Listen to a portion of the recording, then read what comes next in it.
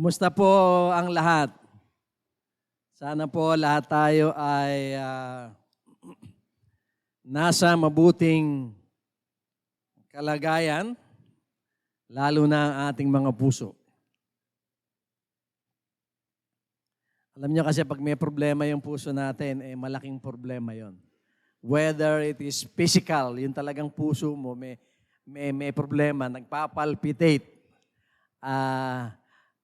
may diferensya yung valve o yung puso ay nag-enlarge, lumalaki, problema po yan. But at the same time, pag pinag-uusapan po ang puso, ay napag-uusapan ang pag-ibig.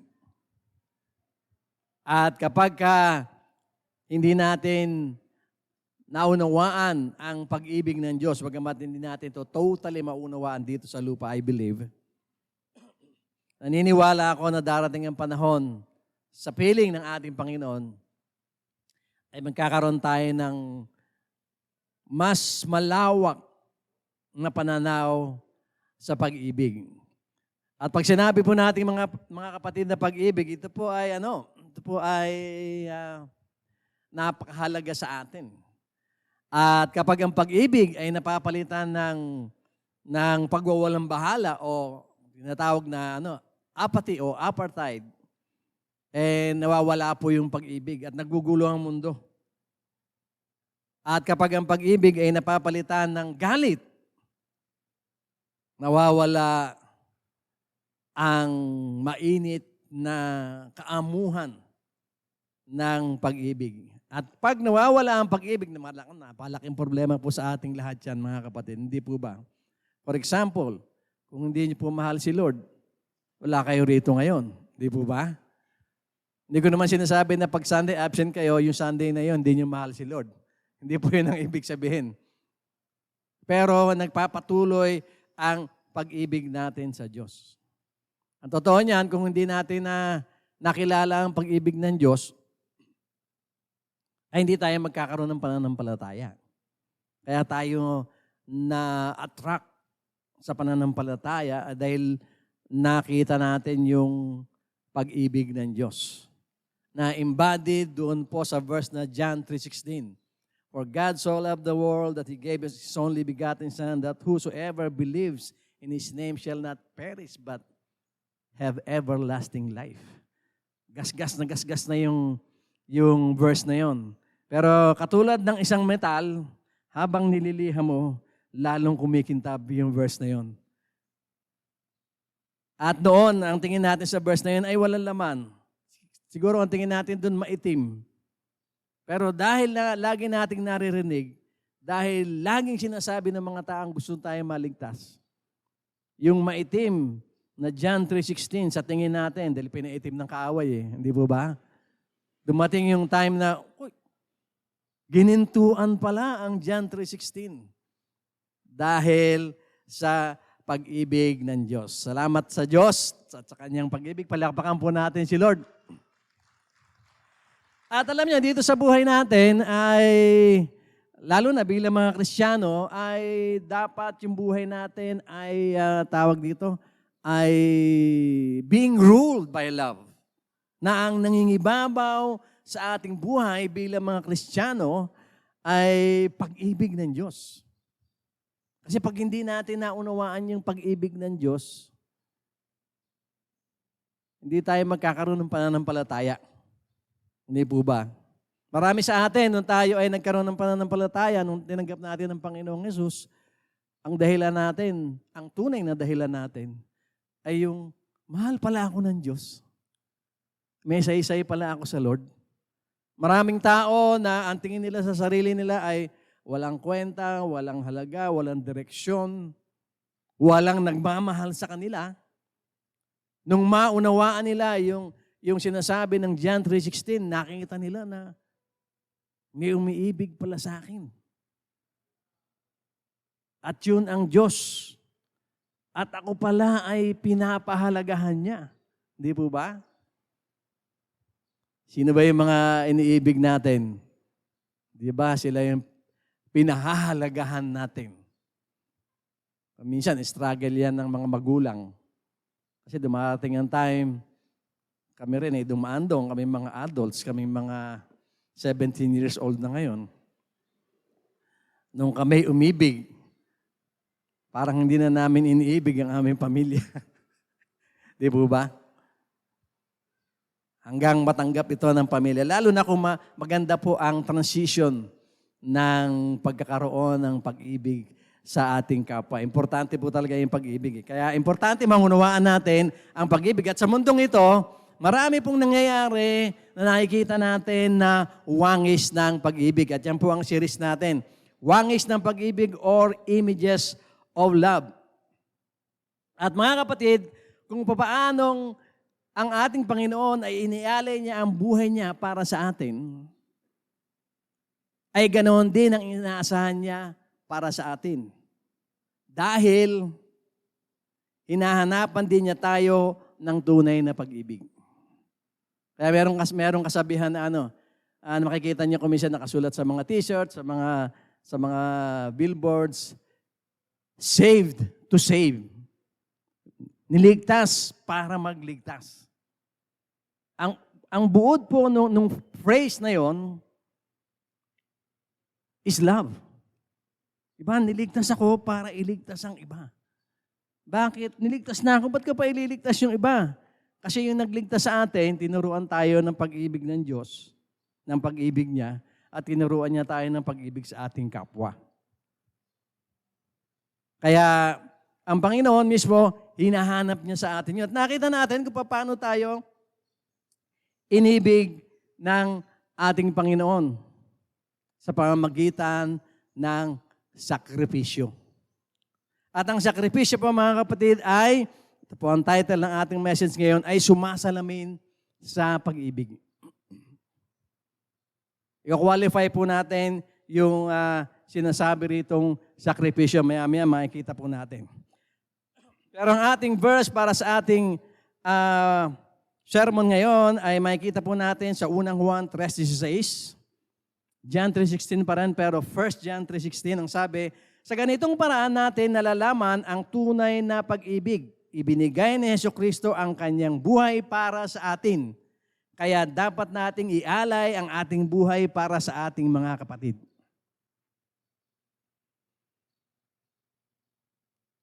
Ano ang ginawa ng ating Panginoong Jesucristo na tanda ng kanyang tunay na pag-ibig sa atin?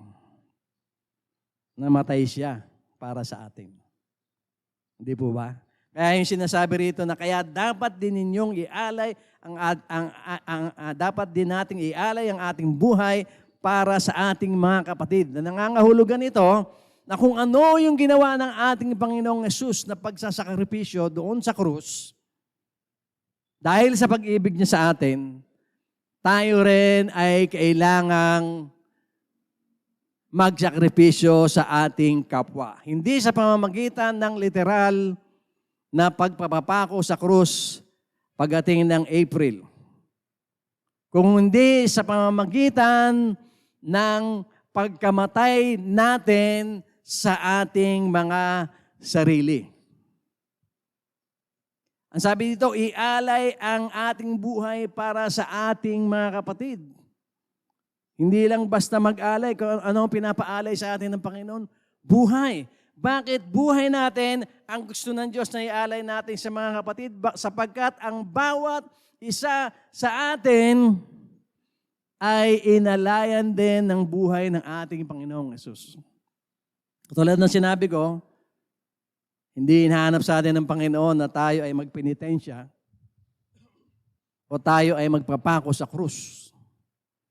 Kung hindi, ang hinahanap sa atin dito ng Panginoon ay yung sakripisyo ng ating pagkatao. Yung pagtitiis natin. Ngayon, itong araw na to, marami po tayong mga kapatid na nalalagay sa isang sitwasyon na kailangan nilang magsakripisyo. For example, I don't know kung ilan sa atin dito ngayon ang dapat sana nasa pistahan ka ngayon, pero nandito ka sa church. Sarap pa naman sa pistahan. May adobo. Kumain na ba kayo? may menudo, may pansit, di po ba? Masaya, may inumin pa. Soft drinks lang sana. Pero, magsasakripisyo ka na hindi pumunta doon para ipakita sa kanila na ikaw ay sumasampalataya at sumasamba sa tunay na Diyos. Na ang layunin mo ay mamulat sila sa katotohanan. Mamulat sila sa kaligtasan. Sakripisyo po yan. Gaano karami na sa atin dito ang nasanay tayo noon na sa dati nating religion ay napakarami nating mga iba-ibang pista. At ugali natin noon na pag pista sa Bulacan, pupunta ako sa Bulacan. Kahit taga Makati ako o taga Angono ako. Lalo na yung mga nauna sa atin. Yun ang tradisyon talaga. Ngayon dahil sa mga sa internet, medyo wala nang halaga yung mga piyesta-piyesta. Pero kapag kadalasan, ang mga piyesta-piyesta, kakambal yan ng bisyo. At kakambal pa yan ng ibang mga gawain na hindi maganda. Kaya tayo, ngayon ay hindi na natin ginagawa yon. But I tell you, that is a huge sacrifice on our part. Kasi saya nun I remember when I was little, mga 5 years old, pag piyesta, sa Pasay kami nakatira, doon sa Cabrera Street at Protasio Street, malapit po sa EDSA. Pagka piyesta, nandun na kami sa labas, sa main road. Kasi may dadaan na parada. At ako ay sinasakay ng aking kuya sa kanyang mga balikat. There was even a time na ginawa niya ako yung parang telescope na kahoy. Yung pag tumingin ka rito, dahil pag ganun siya, pataas, paes na ganun, tignan mong ganun, makikita mo yung mga dumadaan kasi naharangan ka At napakasaya nun mga kapatid. Hindi ko sasabihin sa inyo na hindi ako nasisiyahan dun. Noong ako ay maliit pa rin, pag January 9, nasa Quiapo po ako. Alam niyo yung overpass dun sa Quezon Avenue ba yun? Yung malapit sa tulay. Nilalagay ko ng nanay ko doon sa bubong ng overpass. Kasi para makikita ko yung mga 20 banda yata na iba-iba ang kulay ng uniforme, masayang-masaya ako. Birthday ko pa naman pag January 9. Noong panahon na yon. From Pasay, pumabiyahe kami ng Quiapo, I don't know, yung mga devotees, palagay ko, kahit nasa Bulacan, pupunta ng Quiapo Dahil piyesta ng Quiapo. Masaya yun, napakasaya talaga noon. Isa yun sa mga moments na aking buhay na hindi ko malilimutan. Kaya lang, naunawaan na natin ngayon na mali pala. Mali pala yung ginagawa na yon. Naranasan ko rin pong magpunas ng panyo sa rebultong nakahiga. Kasama ko ang aking mother. Pero lahat yun, nung malaman natin ang katotohanan at nang maunawaan natin na iniibig pala tayo ng Diyos, na ang Diyos pala natin na umiibig sa atin ay buhay. Dagamat hindi natin nakikita, may mata siya. Meron siyang ilong. Sino naniniwala sa inyo na ang Diyos ay may ilong? Meron po. Kasi sa panahon noon, alam nyo ba, kaya ang pagka mag-aalay ka sa Diyos, sinusunog mo. Kasi ang dating nun sa Lord, tawag ito, samyong mabango. Nakakaamoy si Lord pero spirit siya. At nakakapagsalita ang ating Diyos. So little by little, sa pamamagitan ng pagkakilala natin sa Diyos at pag-ibig niya, and we realize na yung pag-ibig ng Diyos ay tunay, kahit hindi natin siya nakikita, na ang pag-ibig niya ay higit pa sa pag-ibig na naalalaman natin dito sa mundo, natuto nating mahalin din ang ating Diyos. At magsakripisyo tayo. Dahil mahal natin ang Diyos, talikuran natin ang masasamang gawain natin. yung mga celebrations o pista-pista na nangyayari lang naman every once in a while. Pero yung ating buhay na sa araw-araw ay dapat nating baguhin dahil sa pag-ibig natin sa Diyos. Yan po ay constant. Hindi ka bang tataka, kapatid, ba't ka nandito ngayong araw ng linggo? Sarap namang kumuyakoy.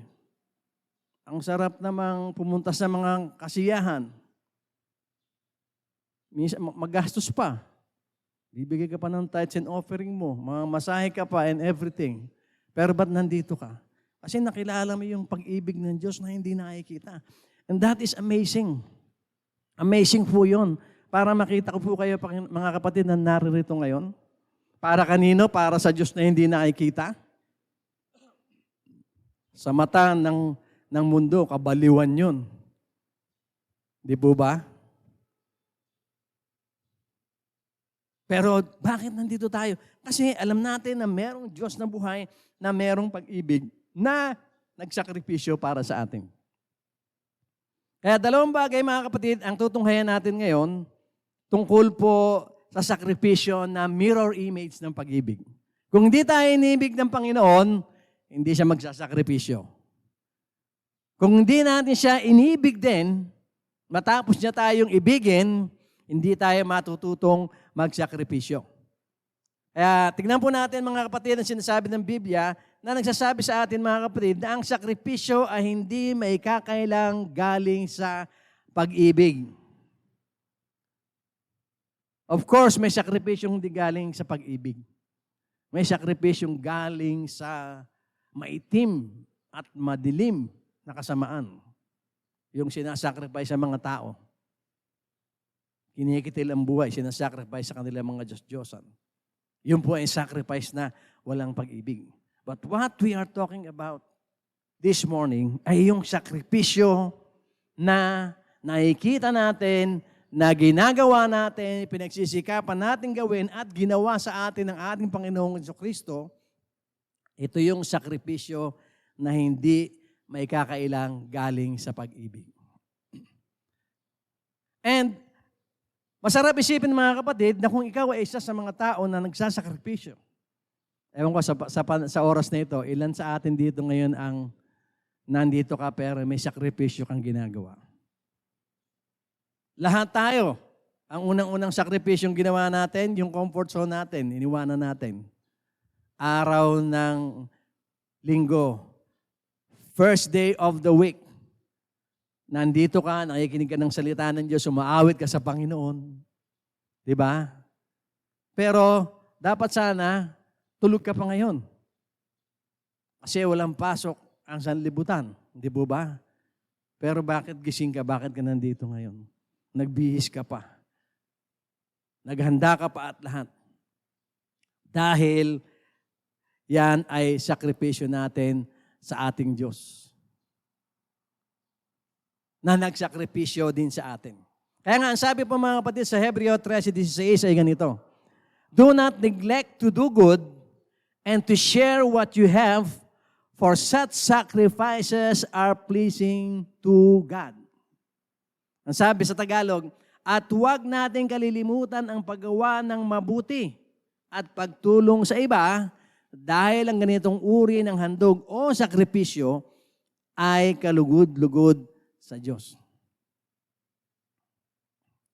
Kaya nga, mga kapatid, especially kung ang sinusunod natin tungkol sa pagsasakripisyo ay ang salita ng Diyos, ay hindi maikakaila na ito ay galing sa pag-ibig.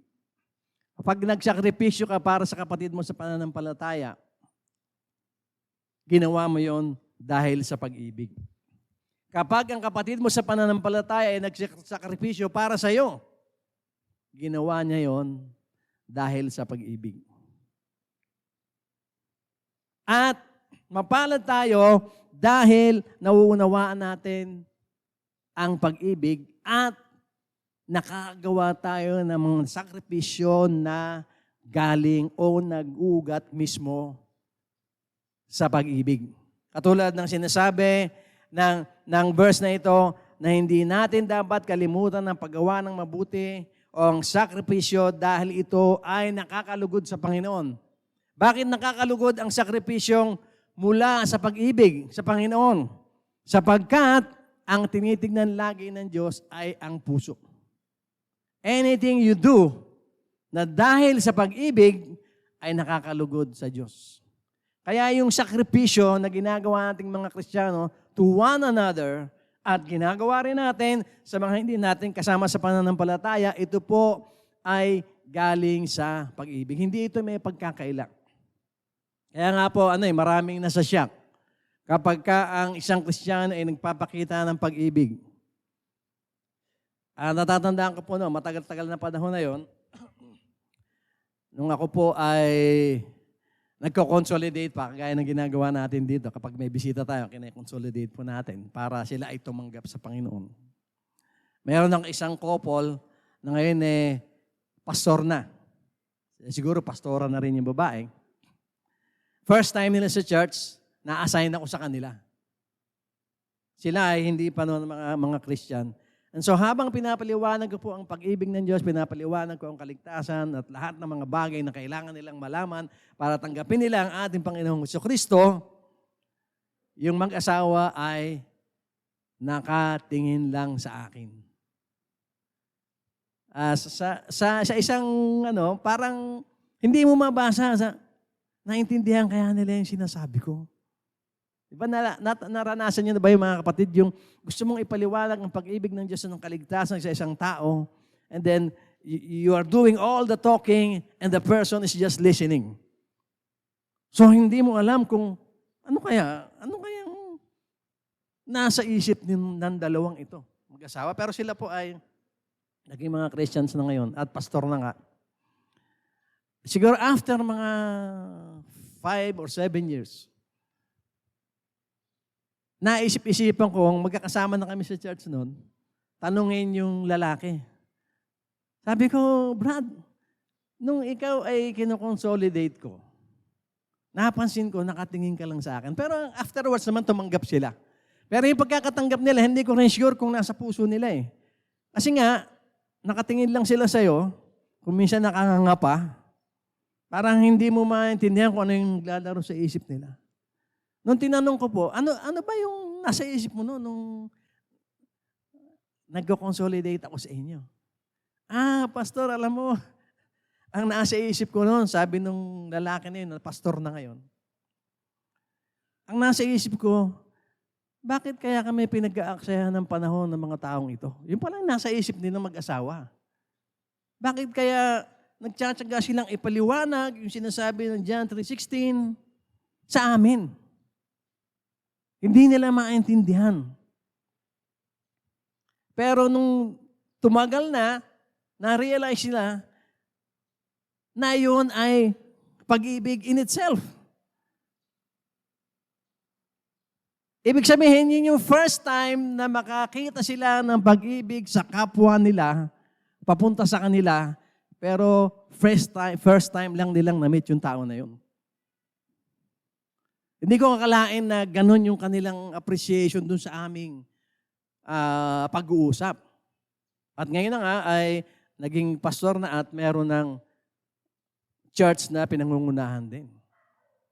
So, makikita po natin mga kapatid na yung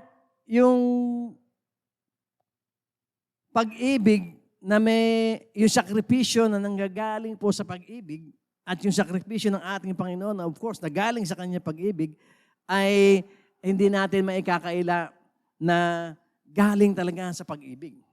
So katulad na sinabi ko kanina, mayroong pag-ibig, mayroong sakripisyo na galing sa kasamaan. Yung sakripisyo na, sige, pagbibigyan kita ngayon, padadamahin kita ngayon, pero babawi ako sa iyo. Yung po yung sakripisyong merong ulterior motive, may ibang motibo, makabawi.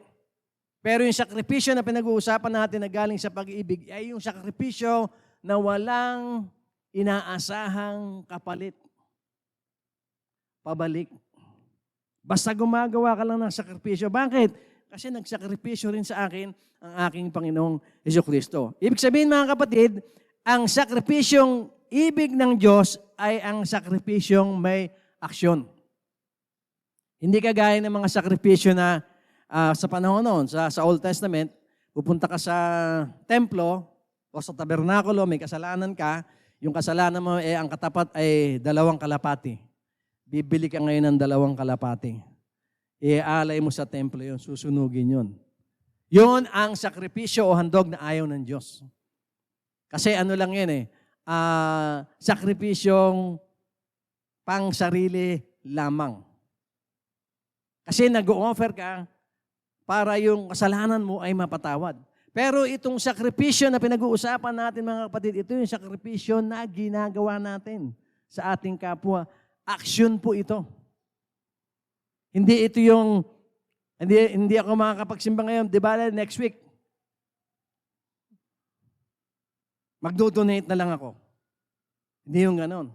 Kung hindi, ito yung sakripisyo na ginagawa natin na meron talagang aksyon para pakinabangan, para sa kapakinabangan ng mga kapatid natin sa pananampalataya at maging ng mga taong hindi natin kasama sa pananampalataya. Ito po ang sakripisyong gusto ng Diyos.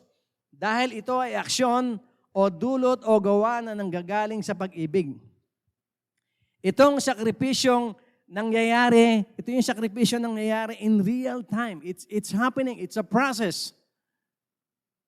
Hindi siya bagay na binili mo as an offering.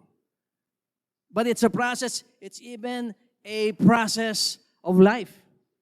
It's even a way of living. Ito yung sakripisyo na mirror image ng pag-ibig. Yung nakikita natin, siguro tayo mga Kristiyano ay medyo sanay na rito na tayo ay meron nagsasakripisyo sa atin at tayo naman nagsasakripisyo rin para sa iba. Sanay na tayo dyan, nalilimutan na natin ang kahalagahan nito at ang lalim nitong sakripisyong ito na ginagawa natin. Ang lalim niya ay nakabaon sa pundasyon ng pag-ibig. Ang sakripisyo, mga kapatid, na paggawa ng mabuti ay isang aksyon na makabuluhan at kapakipakinabang at malalim ang pinanggagalingan. Again, pag gumawa tayo ng sakripisyo para sa ating kapwa, hindi lamang ito nag-originate o nanggagaling sa atin, kung hindi ito ay nanggagaling pa sa pag-ibig ng Diyos sa atin. Nang maunawaan natin ang pag-ibig ng Diyos sa atin, natuto tayong umibig sa ating kapwa. Mananampalataya o hindi mananampalataya. Ito yung sakripisyong makabuluhan. Kaya kumpara natin ito sa sakripisyo na may kasalanan ako, magdodonate ako. Sakripisyo yun.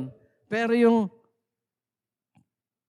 kailangang gumawa ng mabuti sa aking kapwa, sa aking kapatid. And it will cost me something. It will cost me my efforts and my time and even my money. Yun yung sakripisyo na napakaganda at napakatamis sa mata ng Panginoon.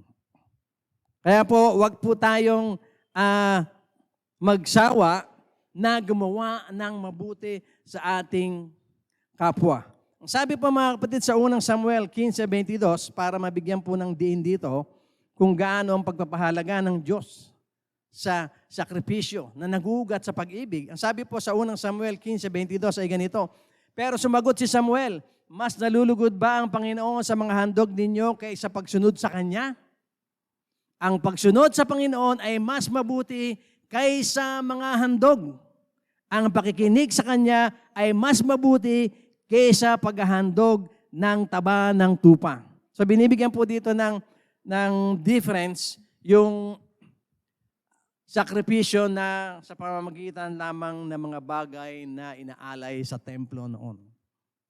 Sa panahon ngayon, meron pa rin mga ganoon. Halimbawa, yung bibili ka ng palaspas dahil mahal na araw.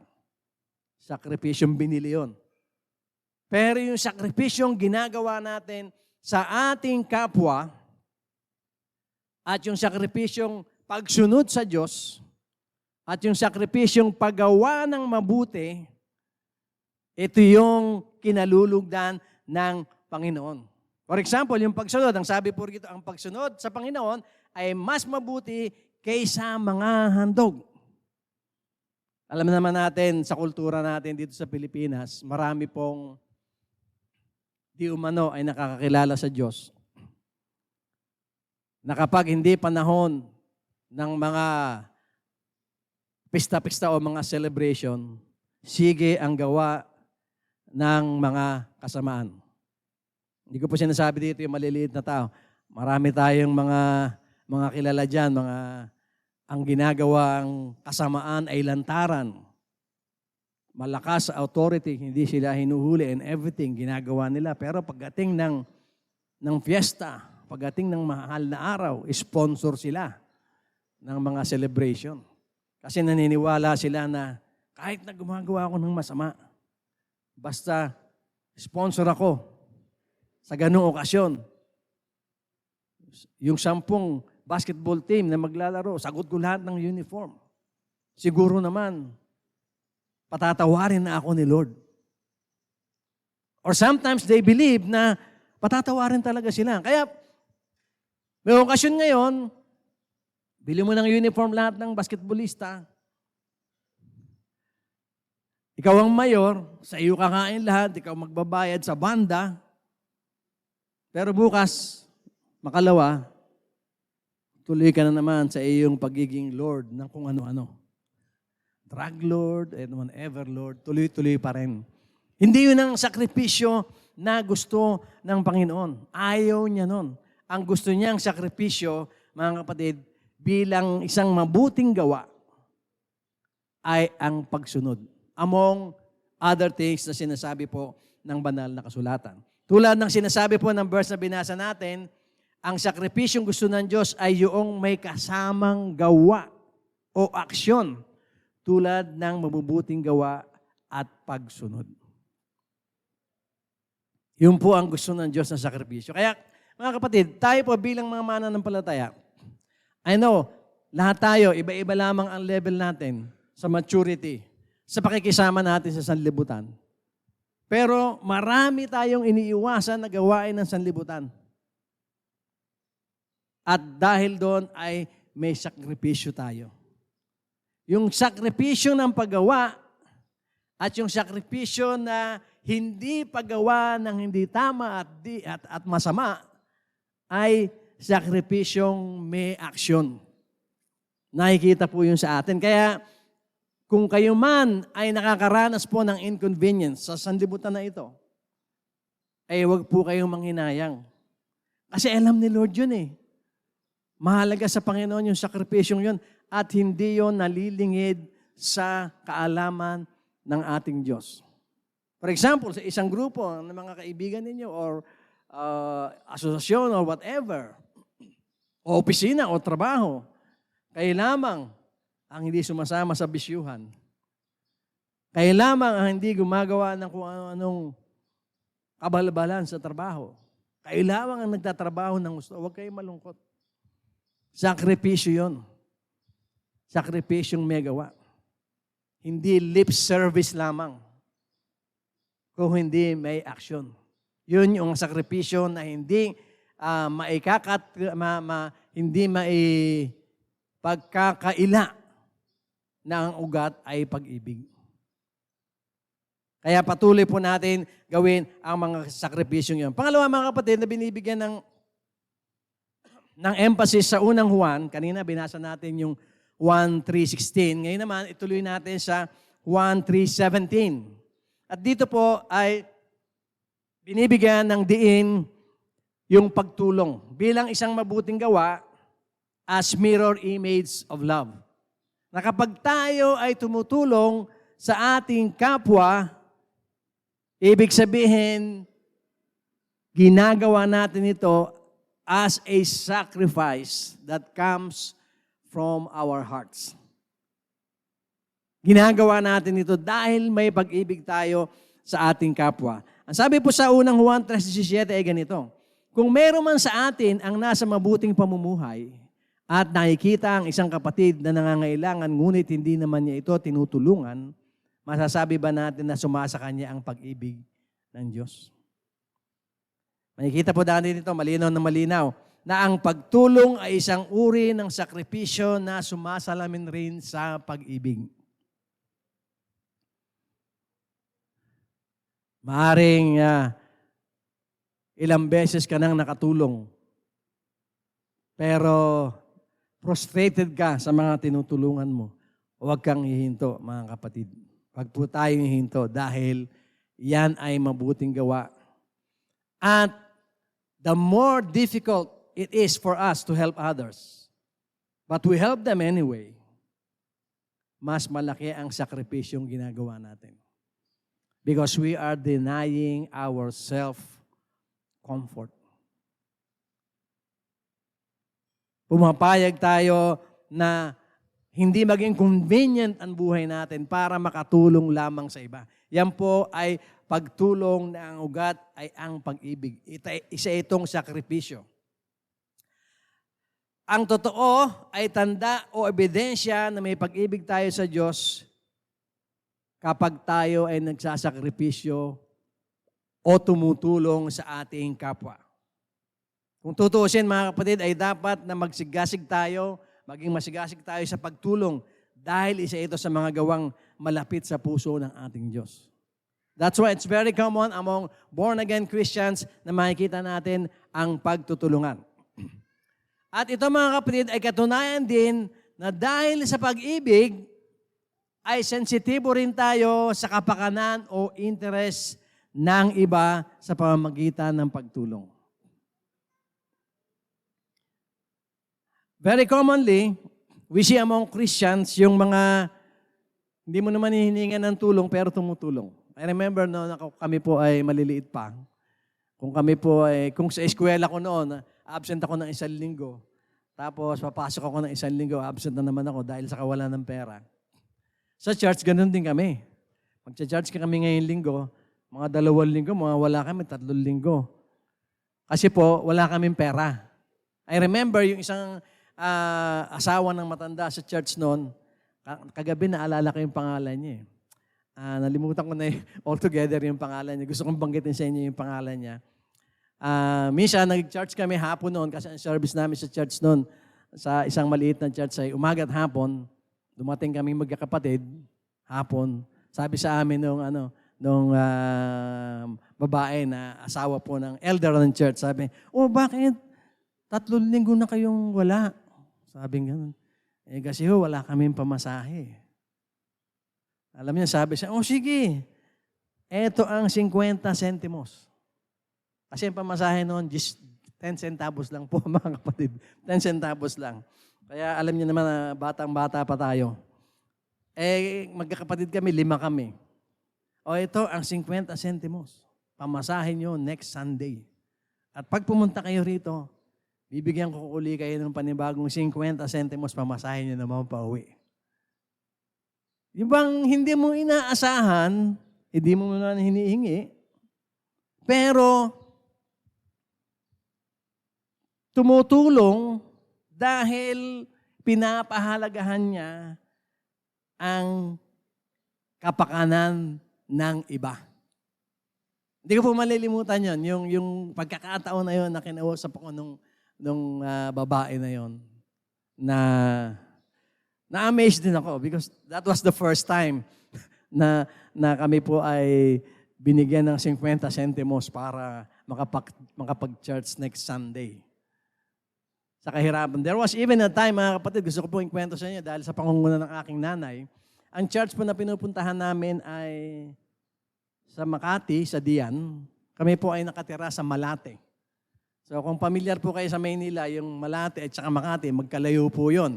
Siguro ang layo po noon, mula rito sa Taytay hanggang Rosario. Mas malayo pa ron. And there was a time, sabi ng mama ko, Mike, sama ka sa akin, magcha-church tayo. Bihis naman ako. Alis na tayo maaga. Naglakad po kami. Mula rito hanggang Rosario layo. Mas malayo pa yata.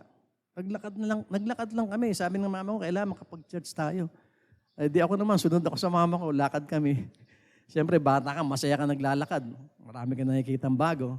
Pero, I suppose, para sa isang adult, ang hirap dalhin noon sa kalooban at sa mga pangangatawan. Dahil alam mo, naglalakad ka, pupunta ka sa church, maglalakad ka ng malayo. Bakit? Dahil mahirap ka. Kaya napakaganda kapag ka mayroong mga tumutulong. Natandaan ko nung pag-uwi namin, may nagbigay na sa amin ng pamasahe. Kasi babalik pa kami ng Malate. So, alam niyo yung Malate, Manila, Modesto Street, Malate, Manila. Ang address namin doon ay 1946, Modesto Street, Malate, Manila. As against Makati, 1663, Dian Street. Nakatandaan ko pa. Nilakad namin yun. At nakakatuwa mga kapatid na merong mga nagkukusa na tumulong. Nagsasakripisyo para sa iba.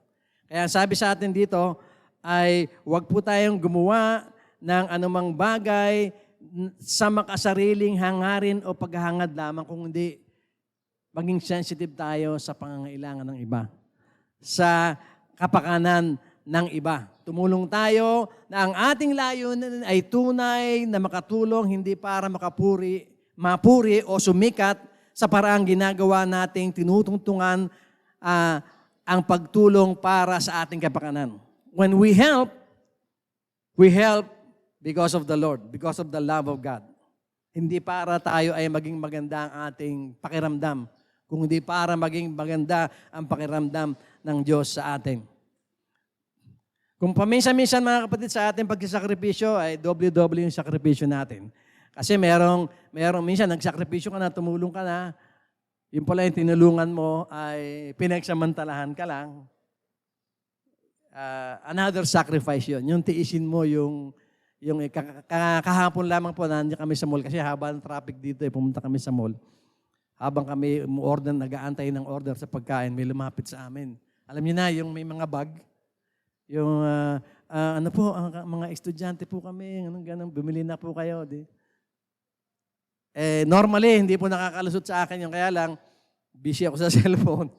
So, nandun na. So, bumili na kami nung niya. Maya-maya, nakita namin, nandun sa paligid-ligid. Pag ganun-ganun din, ganun ginagawa. Na-realize ko na hindi pala talaga nangangailangan yung tinulungan. Pero just the same, kahit na yung pagtulong mo ay parang nauwi sa wala, sakripisyo yun. Na ikaw ay makunan ng tulong nang hindi naman nangangailangan talaga ng tulong. Kaya sa pagtulong natin ay mag-ingat tayo. Pero, mga kapatid, huwag po tayong madadala sa pagtulong. Kasi isang sakripisyo nga yan na malapit sa puso ng Panginoon na galing sa pag-ibig. Ang sabi po mga kapatid sa Galatia 6:9 ay ganito, kaya huwag tayong magsasawa sa paggawa ng mabuti dahil sa tamang panahon, matatanggap natin ang ating gantimpala kung hindi tayo susuko. Kaya nga, sa tuwing may pagkakataon, gumawa tayo ng kabutihan sa lahat ng tao. Hindi lang sa mga mananampalataya. Lalo na, ang sabi pa, sa mga kapatid natin sa pananampalataya. Kaya patuloy po tayong gumawa ng sakripisyo sapagkat ang sakripisyo, mga kapatid, ay mirror image of love. Yung sakripisyong ginagawa. Sakripisyong hindi binibili, kundi sakripisyong ginagawa mo as a process of helping others. Mananampalataya man o hindi. Ang sakripisyong may aksyon, mga kapatid, o gawa ay sumasalamin sa pag-ibig. Kaya patuloy natin gawin dahil may pag-ibig tayo ng Panginoon. Hindi may iwasang makita natin ang pag-ibig kapag may sakripisyo o kapag may sakripisyo ay nakikita rin natin ang pag-ibig. Remember, inaasahan sa atin ng Panginoon na kung tayo ay pinagsakripisyuhan niya, umaasa siya na tayo rin ay magsasakripisyo para sa iba. Ang sakripisyo ay hindi maikakalang galing sa pag-ibig at ang pagtulong na isang sakripisyo, mga kapatid, ay kawangis o mirror image ng pag-ibig. I know that Most of us have done this, helping others. Huwag po tayo magsasawa sapagkat ito ang tanda na tayo ay merong pag-ibig.